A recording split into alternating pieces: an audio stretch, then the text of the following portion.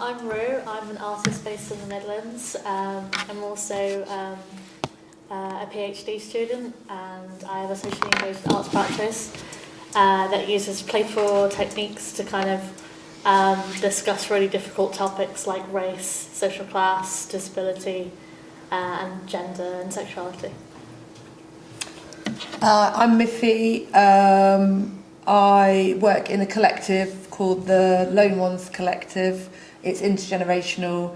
Youngest member's 5, oldest member at the moment is 55. We're mainly single mums, but not exclusively, from a variety of unstable housing situations, neurodiversities. We design participatory performances and invite people to interact with our work in order to create joyful, empowered experiences. I'm Clare, and I work with photography and moving image to explore kind of lineage of memory and what we hold in our bodies that gets passed down kind of verbally and non-verbally. And I've also started to kind of use my background in dance and sound as well. And I'm Andrea, and I animate this. Yes, thank you for showing us your film. Yeah, should we kind of like kickstart off with some... Yeah. So we're going to kind of have a discussion and then we'll pass over to the audience. I wrote some notes on my phone, so I'm just going to pull them up. Where did I put them? Are you ready? Yeah, if you're ready, you I'll can go, start. yeah. I've written it down, I'm quite nervous. I think we all are. It's almost like a little... I know. By suddenly pass out. Just ignore me. So I really love the pace and the flow of the film, and I think the way you've edited it kind of, one, maintains engagement, but also becomes a vehicle for the humour within it. And I was kind of just thinking about humour because it has like an amazing ability, I think, to cut straight through to kind of the heart of a matter, but its status within the art world kind of remains quite in the lower echelons, probably because the art world takes itself quite seriously. But I just wondered what your thoughts were about humour within art, and also, did you know from the outset that you were going to kind of take a satirical view on the subject, or did that come about as part of the process? No, that's a really good question, and I think that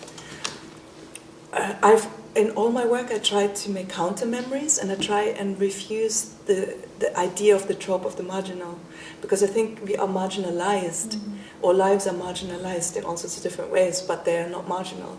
So even if they're marginal, let's say economically, or in terms of resources, or other access or visibilities, you cannot be reduced to that. And like, because I also come from a kind of sub-working class background, I suppose, but also, like, my mother was like a child when she got me, and it was very, like I said in the film, very violent, and I had to leave for safety reasons as well. And there's a lot I carry in my body as shame, like, because of all sorts of other things, but that doesn't actually go away very, probably ever. However much work one puts on that. So, but I'm very sensitive to be reduced to that, right? And like, so for me, humor is a really important tool to question that without having to constantly be reactive.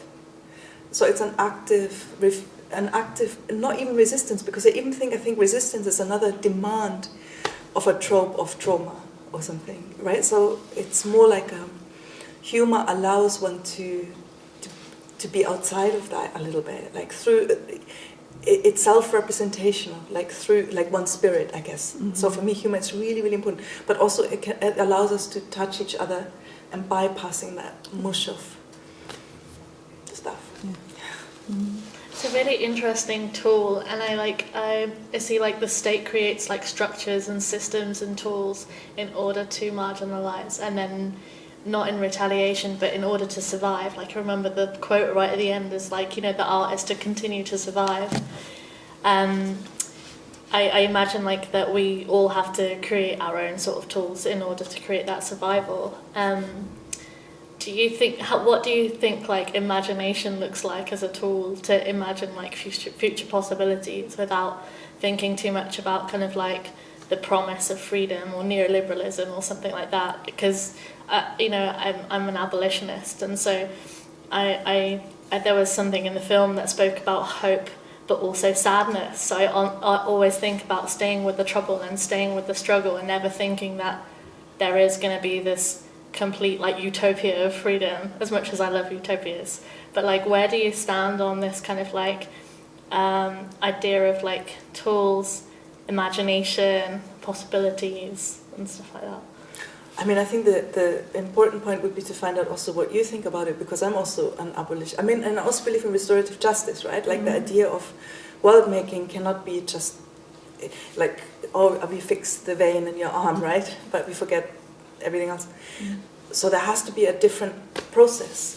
So how do you navigate this process? Well, yeah, so exactly that. Like, I think it's about sort of like staying with that trouble, and that's a famous Donna Haraway book. But just like staying with that complexity and not imagining that, or to have like, I think sometimes with imagination or hope there is this naivety that, you know, that everything can be fixed, or there's this perfect world where everyone hold hands and they're in harmony. Like, what even is a world without these class structures? Like, we've been so ingrained to have all of these labels and categories and systems, like in the West, that it's almost become like our lived daily experience. And how do you function? I imagine like if we got rid of all of that, like it's really difficult. And I think it's also sad that we can't imagine a future that is like, you know, post-abolition. Like, ooh, what does that future even look like? In the film, there's this like fire imagery, and there's a house that gets burnt down, and then there's children around the fire, and I saw it as like burning their feelings or like offering things to the fire. I'm just thinking of abolition and burning the house down, and then there's this visual imagery of the children, which are obviously the future and also imagination. And it made me want to burn stuff, actually. It like directly had this effect on me. I was just like, I just want to make some fires and get some kids and burn some stuff, which I know is quite literal, but it had that kind of, I felt it as a provocation in your film. I don't know if you want to say anything about that. It's I mean, in this particular scene came about because we were losing our home, and also they were evicting quite a lot of people, and we had an eviction resistance. And we saved everybody apart from one person who also then died. Because it's very traumatic, and they, you know, when you struggle with addiction, so in this estate, like, there were many people with many different health needs and mental health needs, and but also it was I'm so grateful that I lived there for so long, also because it was the first home I ever had, because it was no one's home, so it was all of our home. And we had to somehow figure out how to live together, and it was like a holding place where everyone thought they were temporarily there. So nobody felt like more ownership than somebody else. So I guess they set the premise for. And then when these evictions happened, there was one child involved. It was very traumatic for the kids. So we wanted to just, it was a prayer almost to a world that we wanted to have, you know. An intergenerational prayer, because that's the future too. It's like we are all give something, and we don't just stop because you're older, or you just start because you're younger. It's like so yeah, it was like a prayer, I guess, to the future we wanted to have, or that we had, that actually was present at that moment because it was possible for a moment. Mm-hmm. Do you think there's like a stronger community when there's a collective of people that do face more adversity? Do you think that almost fosters a sense of community that isn't found in other areas where it's all kind of the individual and the kind of private space and don't really kind of interact too much with others around you? I mean, that's a question I guess maybe we can talk about, because my own experience, I've always lived in big council estates, so I don't really know. I've never lived in a different environment. Like, yeah. How do you feel? Yeah, go on. No, go ahead. No, you. No, really. I mean, I personally really advocate for like community and the collective. So like similarly, I don't have that like familial kind of, you know, input or that like structure behind me. So I remember that one of the first places I found a community was actually working in Lidl. So I spent like 5 years there, and the staff there became like my family. and we'd do like food together in the common room and eat together, and just this idea, like, you know, we're all from different nationalities, different races, different generations, but there's that common aspect, the commonality that we're all there working behind the tills, getting that fruit and veg out, dealing with the horrible customers. And because we have that common experience, I think that commonality brings community. But that's not to say that we all have like a homogenized experience. We weren't all the same by any stretch of the word. Like, we were all so different, but we came together in solidarity. So I think like it comes down to that kind of like politically black and multiculturalism argument that kind of happened in the 90s, I think. So like, you know, having the same politics is one thing, but then all having solidarity is completely another thing. I think the inverse of that, though, is when there's a strong community and then you're the outsider and you're not invited in. So I grew up on a council estate which was white with a mum who was mixed race, so we weren't like invited into the community, and we were like the focus of like quite a lot of like bizarre, I don't know, like we'd go away and they'd sneak into our garden and kill all the frogs out in the pond, you know, like these kind of dark moments would happen, you know, and there was always this, you know, I remember like my mum was a potter and she left some old bits of clay outside the house and some kids found it and they just pelted all these things at the house. So we were kind of like under attack or under siege. So, and I think now that was like racially motivated basically, so I was a bit like at odds with, I find it gets romanticised as well, this idea of community, you know, it gets... Because I agree with... I have such a complicated relationship with community because community is always exclusive. I feel like who's allowed to be in and who's not. That's why I always talk about the anti-community. So it's like this conglomerate of people, but nobody has a right to be there more than another. I think that's really, really important. But we're also quite tribal, aren't we, as beings? I think that's always been the case, and it's always going to be different tribes, whatever that tribe might be.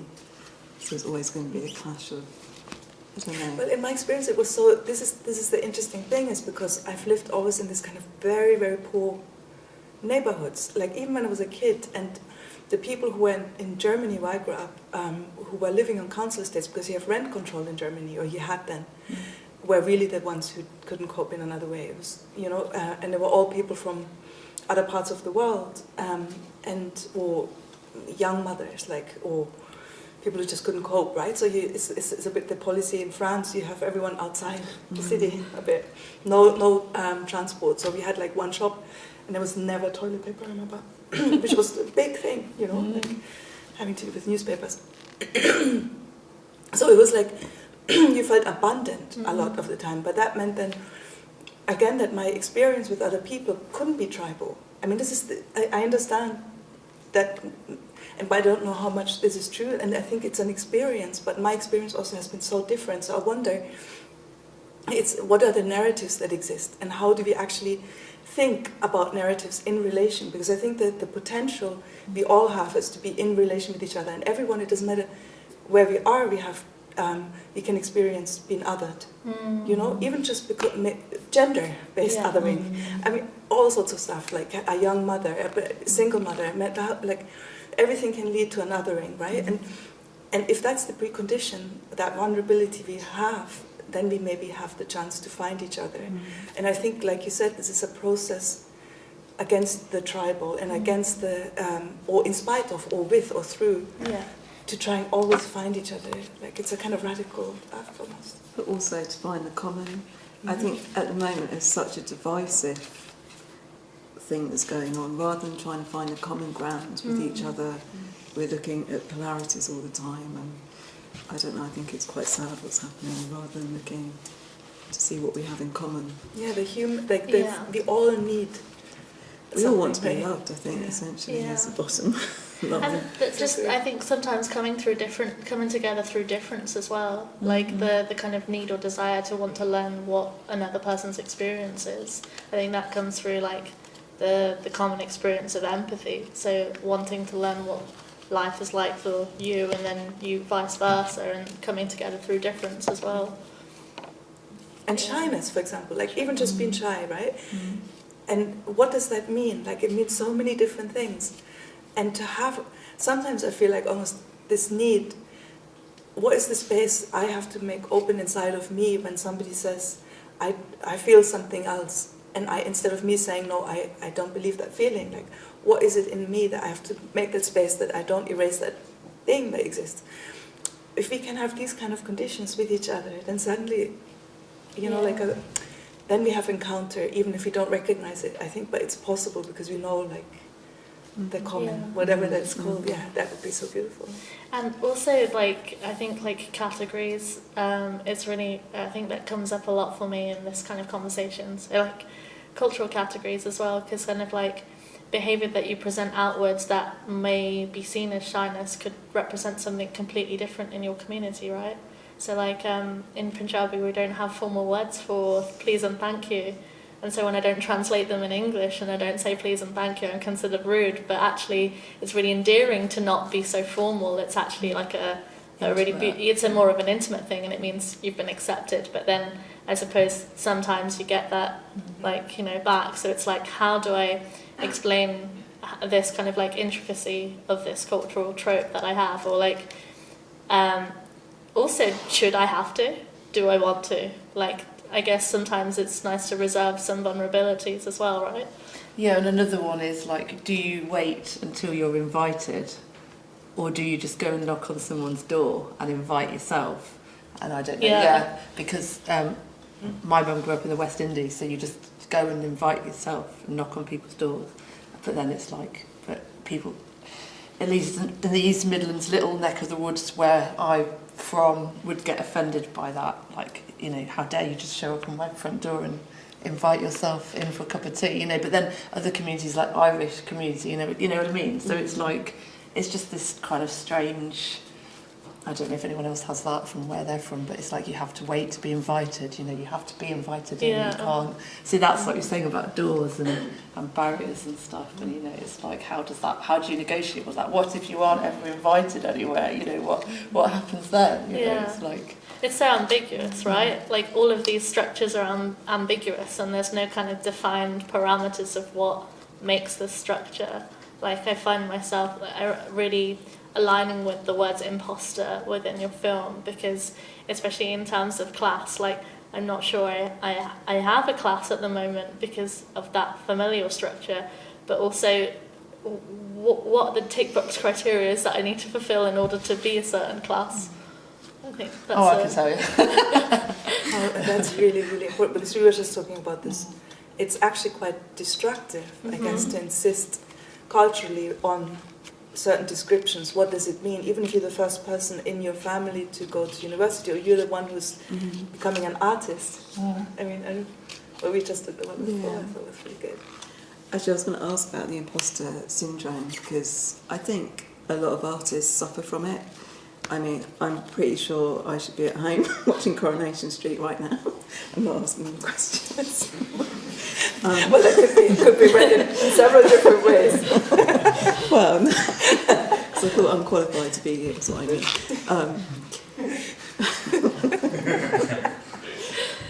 Also, I was thinking, so one, how do you circumvent feelings of the imposter syndrome, but also, like, you playing yourself as the artist really made me laugh, because I'm assuming that you were taking the rise out of yourself in terms of, like, what you think about, but also with your background. And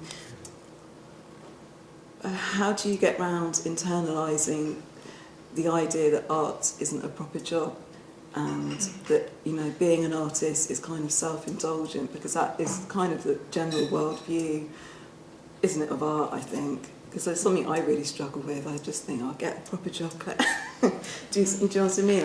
I struggle with that comes a little bit from my family, I think, but, my uncle, for example, wouldn't let his daughter do art because it wasn't a proper thing to do, even though art has been proven to be like a critical component, I think, of life. Like, during the pandemic, it was very important that people drew on, entertainment, whatever that may have been.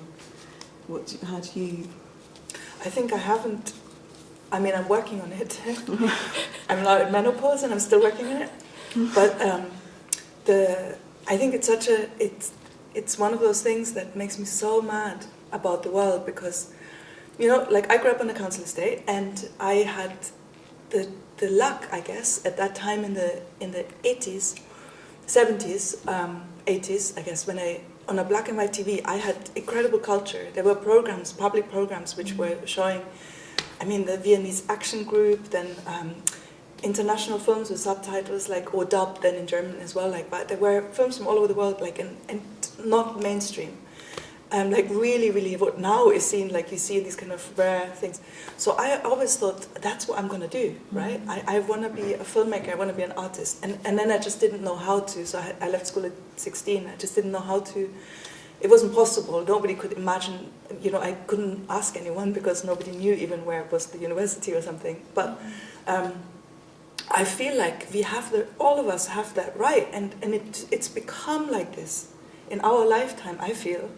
It's become like this in the 90s, right? Like at some point, this kind of Blairite, when it was diversity of expression, became then suddenly measured. I feel like the YBAs took that over in the 2000s.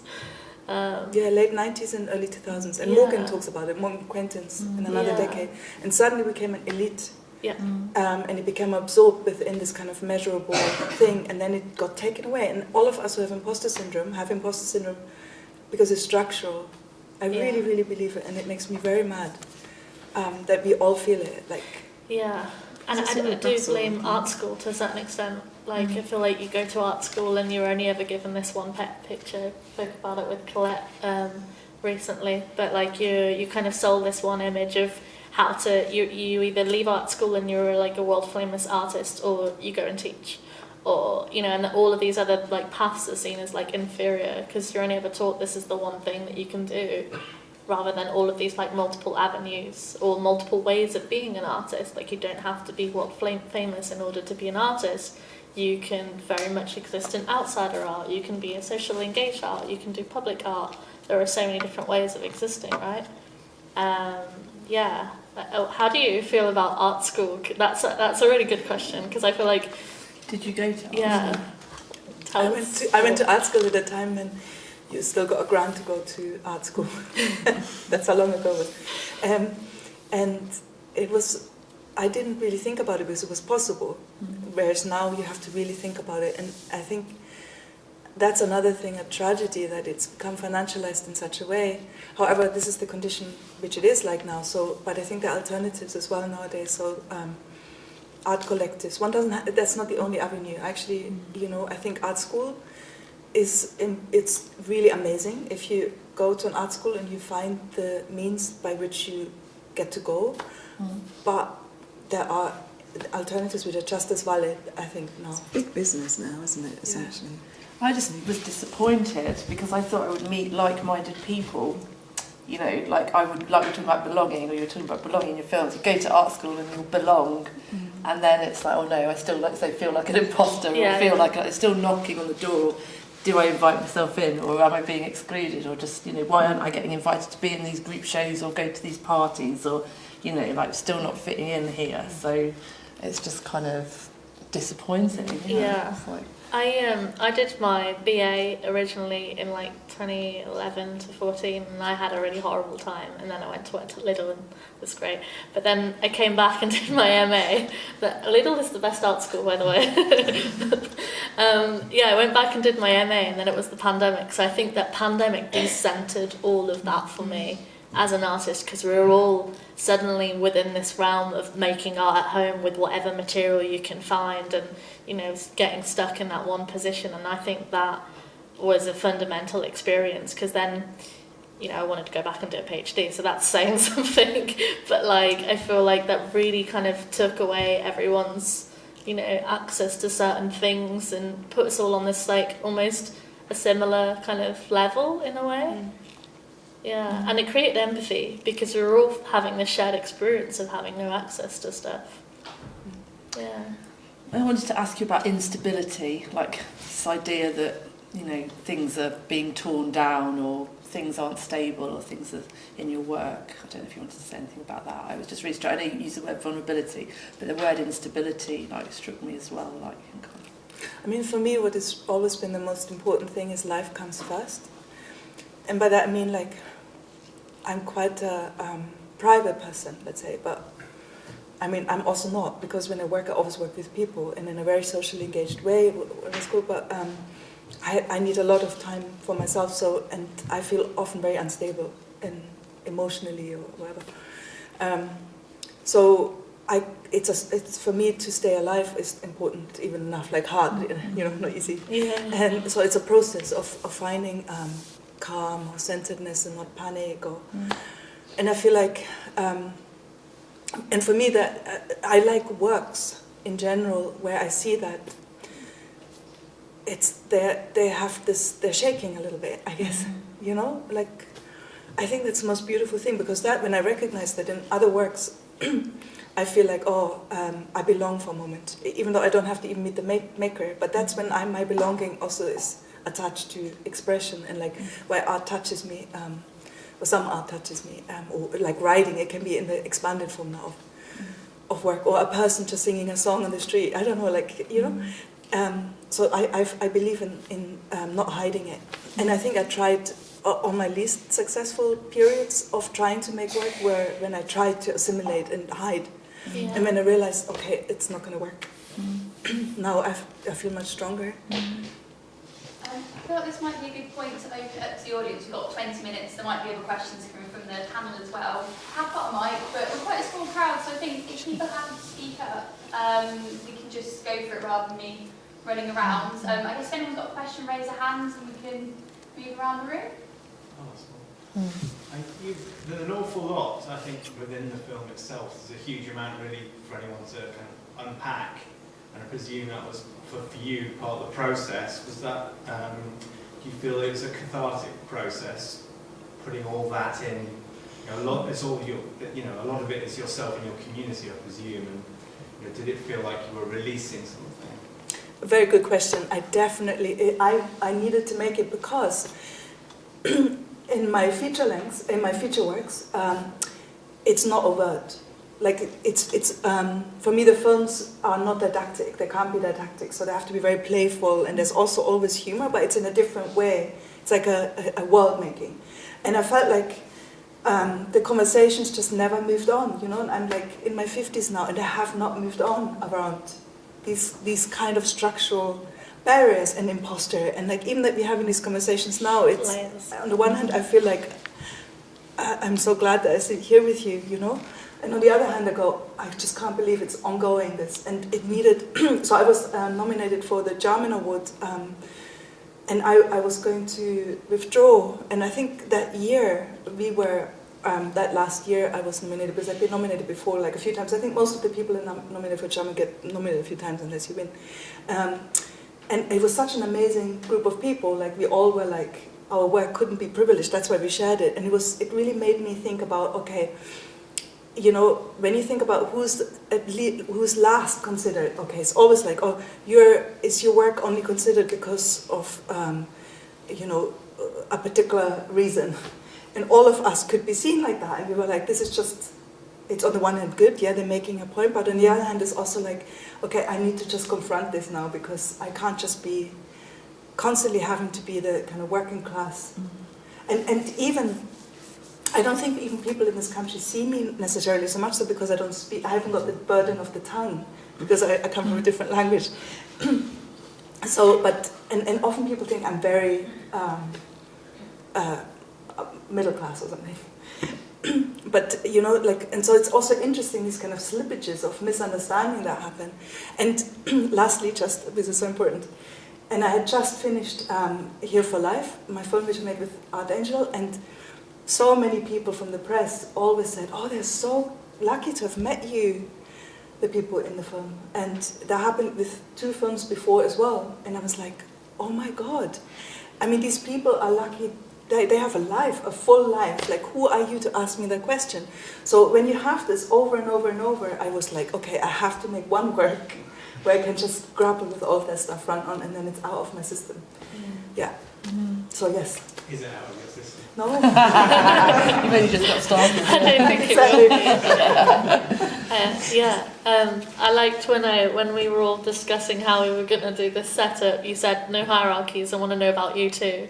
Like when we were talking with Clare about how we would sit and ask you questions, we were all like, oh my god, we're going to meet Andrea Luka Zimmerman, and then just to meet you, and then for you to automatically remove that, it just made my shoulders sink back.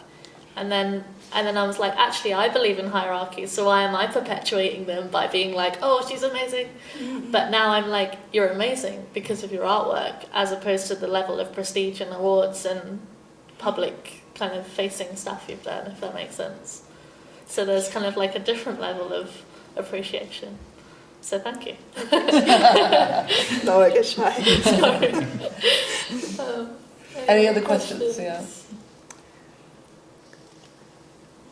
I'll ask one for Colette, Oh. because I don't think we answered it earlier. Yeah, you asked about the how the photo came about of. Oh yeah, I really mentioned it in the film, but just because it's been sat there for a good portion of the evening, I just thought it would be a little bit more about that photo again. Because I think there's a lot to sharing personal photos. I guess obviously that's part of your archive, and there's the new footage in the film in terms of what you've created, either as part of your body of work or what you created specifically for this piece of work. But this is something of you and your history, and I just kind of wondered why you wanted to include it and include that snippet of the story and what more there is behind that particular image for you, I guess. So I'm making a film as well as there's a lot of very funny things about my life, but it's not really about my life. Anyway, it's a different one, and it's completely different. And so I was scanning all the pictures in it in the first lockdown, as everyone did. Like what we had, I just tried to really do something that I had no time before to do, or didn't make the time. And so I was scanning them in, and I found these, and I was like, oh my god, this is from the Common People concert, from the Pulp concert. We were invited to the special preview, and I very, we were very close, me and Stevie and Tina, and and I just, because Common People, of course, is a song about working class life, and I just had to be in it. Yeah, and then of course the lottery ticket was also about like the idea of luck, and everybody always says, oh, it's also about how you put yourself out there, but I think a lot of luck has to do with it. And it's not just luck, but luck and also what is luck. Mm-hmm. But if just you're in the right place at the right time, you have a better chance than if you're not in that place in the right time. And if we actually understand that luck is a huge, huge contributor, or you're in luck that you didn't have a cold at that moment, or you felt all right at that moment to do this. So anyway, I think these are all things which go against the genius. The idea of like you're self-made, I think this is all, we are all in relation. Who has held you up when you were stumbling? Who just happened to be there and hold you? Kind of stuff. Mm-hmm. I think that's part of a myth that's generally perpetuated, isn't it? Within our society, that's how you know someone's great, because they're self-made. They come from a low status to high status. And all you see it in a lot of sort of wealthy businessmen, they paint this picture, and it's quite often false, like Elon Musk claims he had never had anything, and it's patently untrue. And I think it's quite common, and that's how we kind of put people on pedestals. It's this journey, isn't it, that I think it's wrong in lots of ways. And there's Lola Olufemi, I don't know if you know. Hello, Lola. Yeah, and she really, really, I think of a new generation of young thinkers. Really, that's the first thing Lola always says, is in relation. It's not alone, it's relativity. Always exactly, and I think that's something, there was a moment where this completely was narrated completely differently, and that's such a falsity, and it's again a neoliberal, I guess. And it's a privatization also of your own journey, right? It says you don't need a structure, you just make it, you become president, like this American neoliberal model, which is all. John? Yeah, I was just interested in the lottery ticket which you just mentioned, and said it was almost like this idea to about luck, but I was also thinking about how the Arts Council and arts funding is, a lot of it comes from revenue generated from the lottery. And I was just interested in that idea of, and I don't know what the breakdown is in demographics between different classes who play the lottery, but the idea of it being money making machine of leading on people's aspirations and the idea of wanting to have money or more money or having a pound and getting a ticket and be hopeful that you might be able to get rich, and the idea that that money, that revenue then goes into the arts and funds so much, you know, whether it's small projects or big museums, and then who is that for, and then who kind of inhabits that. So yeah, I didn't know whether that was also, whether I was like reading too much into the presence of the lottery ticket there, but I was just wondered if there was a connection there as well, just as kind of funding or... No, it's a very, very good observation, of course. It's a circularity also I'm benefiting from, you know. And these, I think we have to ask these questions. And these questions versus, you know, like on my old estate, for example, there used to be loads and loads of betting shops. And when they tried to demolish the estate, the irony was that somebody in the council had given just a new license to one of the betting shops, which meant that they had to pay them out so much money. It was so much money they delayed the demolishment of their building for like 3 years. That's how much money it was. I mean, I thought it was really interesting, right? Like, and these kind of movements of capital and like the flows of money, and you know what I mean, yeah.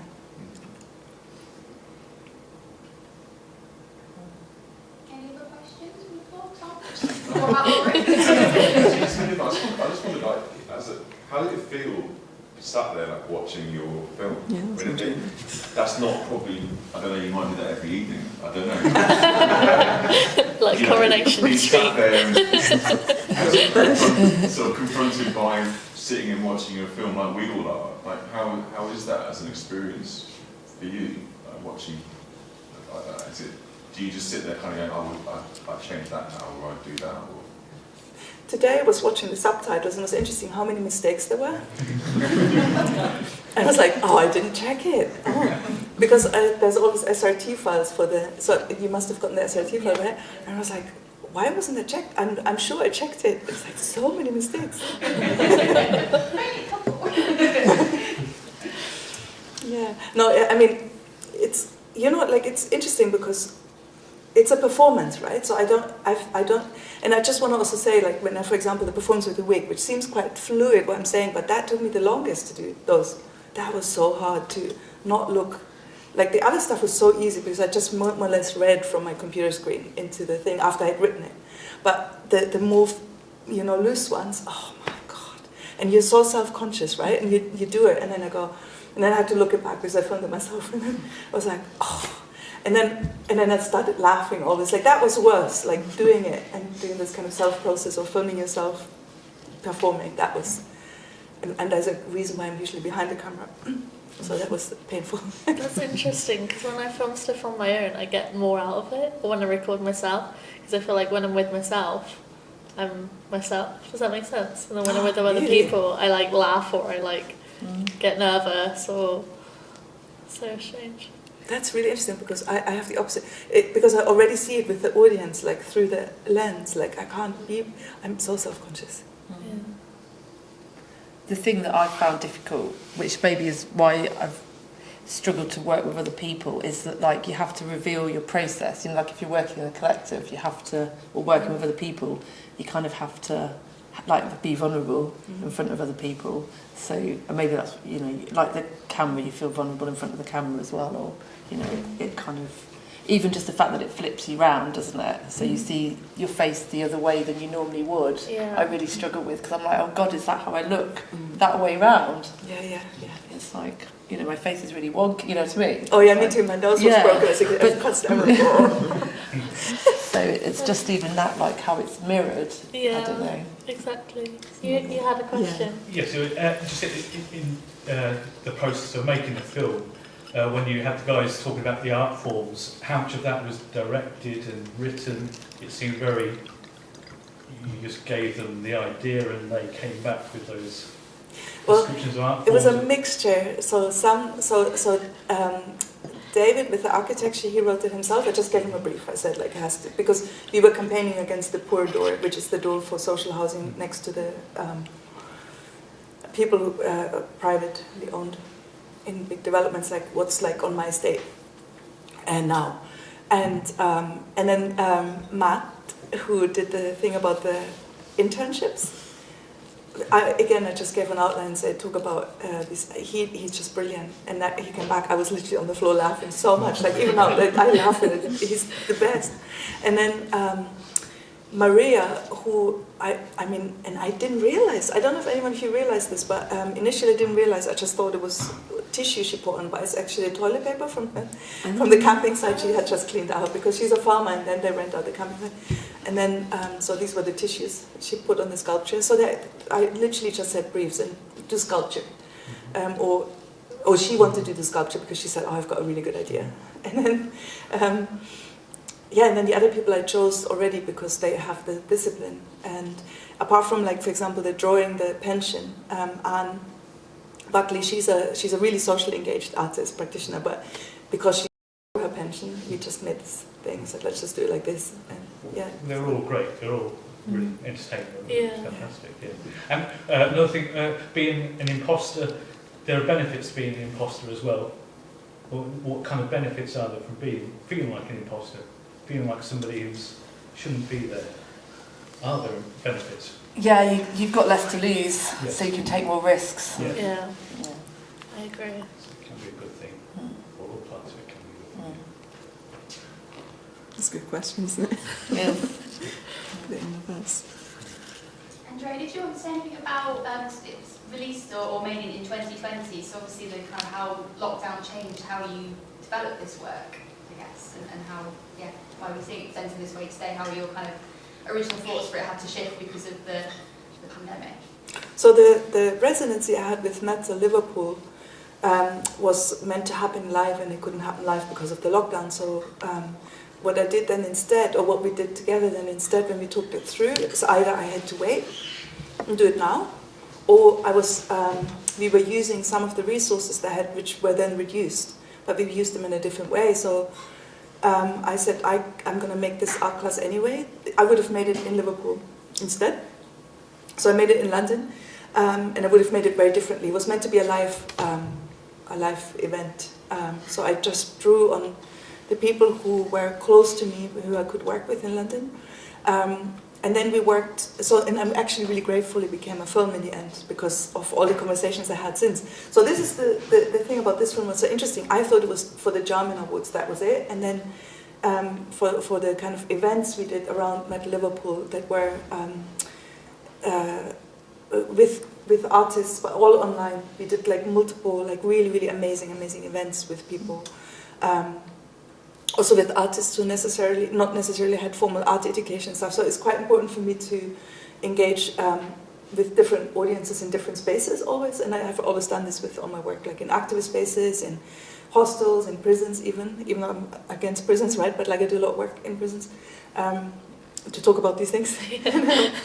And then film festivals or art spaces. So I always do everything. It's important to have this range, but also to bring different people to different spaces. But then because it became this object almost of conversation, and then realizing how many people, because you feel like, even though I think about class a little bit, but when you lived in it, you don't really so much, right? And then it's more about like, how do I make work, and what is the sensitivity in relationship to the kind of images that I produce. And then suddenly I realized how much people need to talk about it, actually, more. And so I got invited to so many different places to talk about it. And so then the film took on its own life. And it's been shown like so much, like I didn't expect that, to be honest. Like of all of my works, this one was not made as a film as such.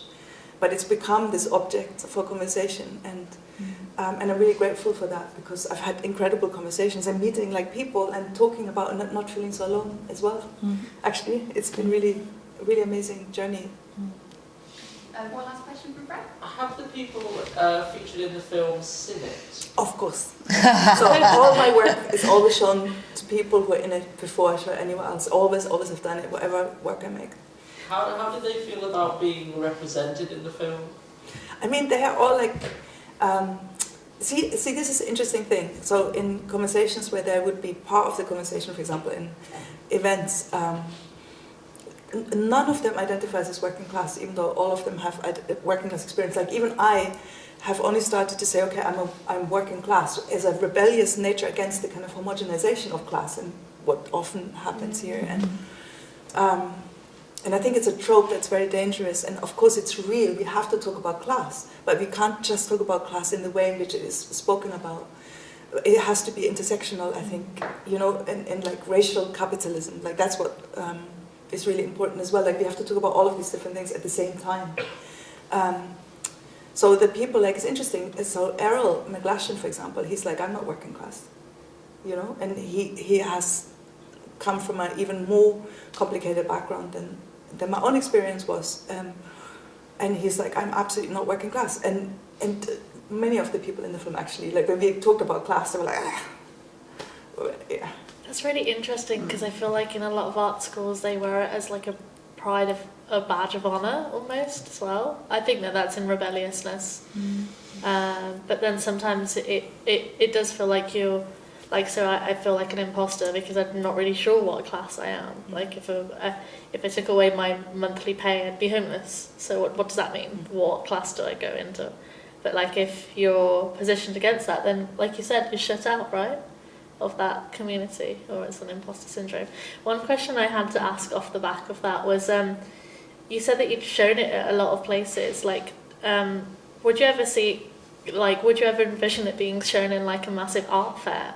Like imagine if it was shown at Frieze or with some like really high middle class kind of like group, and what do you think the possibilities of them in like seeing that work would mean? That's a very, very interesting question, because I have never even been to Frieze, ever. And I don't show my work for pay galleries and not in private galleries. But also the line is not hard, So, but I don't my first audience is definitely not to educate, and to be absorbed and to be tokenized. I mean, I think I'm very aware of it, but at the same time, I am willing to engage in conversations, but the terms have to be right. So, for example, if the work would be shown in a place such as Frieze, what would be the conditions by which the people who would be in this kind of work could afford to come? Yeah. And if that's not the case, then no way. Yeah, that's nice. I like that, the conditions for the work. Because otherwise, you're talking again to those who can always afford to. Yeah, and it kind of takes away the power of, like, the criticality of the film, almost, in a way. Yeah. Yeah. Okay, thanks. And also, like, just to say lastly, I have this thing also, if a work makes money, like if it gets sold, it gets shared. And I'm not that I sell a lot of work, right? But for example, Estate, one of my previous films, got bought by the Arts Council collection and straight went into the community. So it didn't go to. So, and Here for Life has a contract. If all the prizes it won, when there were money attached, it goes to all the actors and the filmmakers the same proportion forever. And I feel like when you're working with people who already, they're hopefully paid to be in the work, but who don't have a lot in their life financially. And I also, now I have a good job since this January, but I still work part-time, right? So it's not like I'm making even the average, but it's okay. I have a really good survival at the moment. But I feel like we can't just extract. Like, what is extractive methods of making? And when you do socially engaged practices, and then you get rich on the back of it, and you don't share it, I find it complicated. Yeah, it's very... I have real issues with photographers that kind of go to third world countries, take photographs, come back, enter them into competitions, make a couple of £1,000 or whatever it is. And I just find it so exploitative and distasteful, to be honest. And then they say, I do it because I need to survive. But you could afford already so much more. You have to share. You can still take a proportion, but share it somehow. Yeah. Also, they do it under the guise of doing something good. Yeah, but I think you're not. Yeah. That's or like, I've taught you a skill, so that's what you get in exchange for this. Yeah. Have you ever seen Enjoy Poverty, that film? No. No, but I'm gonna write it down. On that can of worms, we're at time, so I think we'll have to close for the evening. But thank you everyone for coming. Thank you, Ian Bonington, Tom, Josh, Jim for hosting. Thank you, Andrea, Claire, Miffy, and Drew for facilitating Can I get and a chatting. picture of us together? Yeah.